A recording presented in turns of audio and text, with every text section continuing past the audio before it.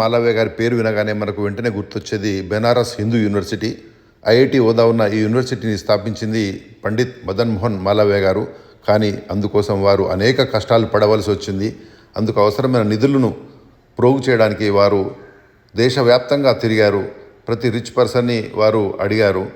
ఆ క్రమంలో వారు నిజాం గారి దగ్గరికి వచ్చి బెనారస్ హిందూ యూనివర్సిటీ స్థాపనకు సహకరించమని కోరగా నిజాం గారు చాలా ఆగ్రహం తెచ్చుకొని, ఒక హిందూ యూనివర్సిటీకి నా దగ్గర నుంచి డబ్బులు అడుగుతావా అని షూను మదన్ మోహన్ మాలవ్య గారి పట్ల విసిరివేయడం జరిగింది. మాలవ్య గారు దాన్ని అవమానంగా భావించకుండా ఆ యొక్క షూను తీసుకుని వేలంపాటకు పెట్టారు. ఈ విషయము నిజాం గారికి తెలిసింది.